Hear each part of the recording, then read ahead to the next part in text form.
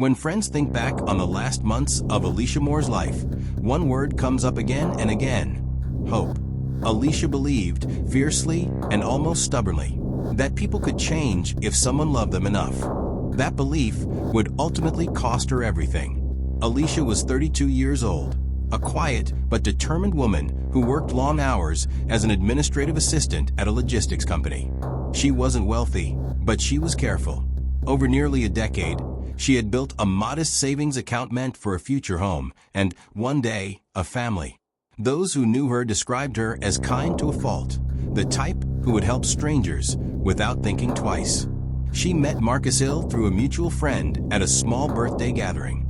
Marcus was charming, confident, and disarmingly honest about his past. He told Alicia he'd made mistakes, that he was trying to rebuild his life, and that he just needed someone to believe in him. Alicia listened. More than that, she understood, or at least she thought she did. Within a year of dating, Marcus was arrested again, this time for a violent offense tied to an earlier case. When Alicia got the call that he was in jail awaiting trial, she didn't hesitate to visit him. Behind thick glass and monitored phone lines, Marcus painted a familiar picture. He'd been set up, misunderstood, targeted because of his past. He spoke of marriage, of starting over, of a peaceful life once he was free. The bail was higher than anything Alicia had ever imagined paying. Her family begged her to walk away. Her mother warned her through tears that love shouldn't feel like gambling your life savings. Friends reminded her that she barely recognized the man she was sacrificing everything for. But Alicia was convinced. She believed that loyalty was proof of love, and love, she thought, could heal anything. Over several agonizing weeks, Alicia withdrew nearly every dollar she had saved. She sold personal items, borrowed small amounts from coworkers, and finally posted the full bail amount. When Marcus walked out of the county jail, he hugged her tightly, promising her she had just saved his life. Cameras captured the moment: Alicia smiling nervously, Marcus grinning broadly, already scanning the world beyond the gate. The first night felt like a victory. They ate takeout, laughed, and talked about wedding plans. Alicia told friends that Marcus was different now, grateful, calm, focused. She said he talked about therapy, about work, about staying out of trouble. For the first time in months, she slept peacefully.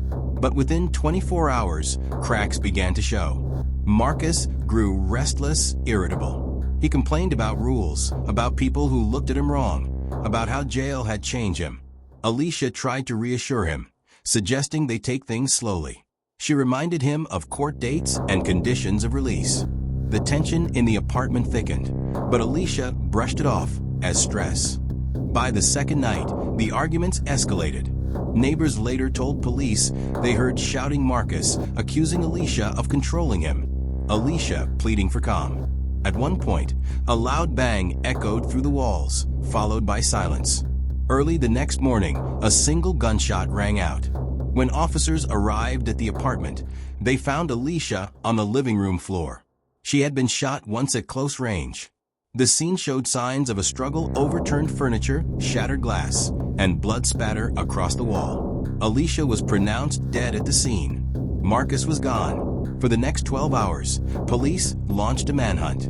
His phone had been discarded, but surveillance cameras captured his vehicle leaving the complex shortly after the shooting. He was arrested later that evening at a relative's home, less than 50 miles away.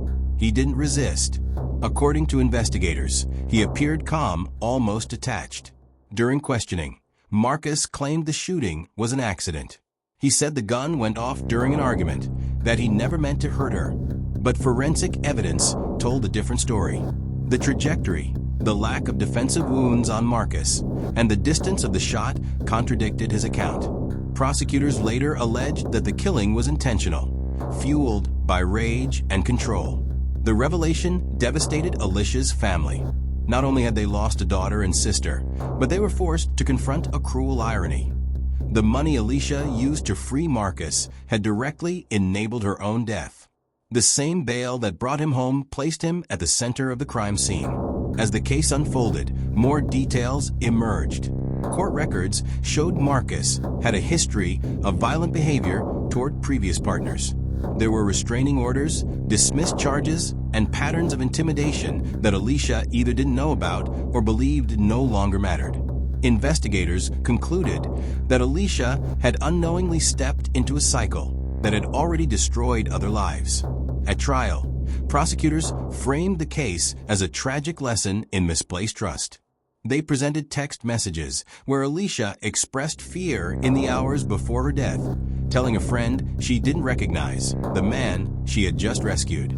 That message, sent less than 2 hours before the shooting, silenced the courtroom. Marcus was found guilty of murder and sentenced to life in prison without parole. For Alicia's loved ones, the verdict brought little comfort. Her mother later spoke publicly, urging others to listen when family and friends raise concerns. "Love should never require you to empty your future," she said, "and it should never cost you your life." Today, Alicia's story is remembered not just as a crime, but as a warning, a reminder that hope, when mixed with denial, can become dangerous.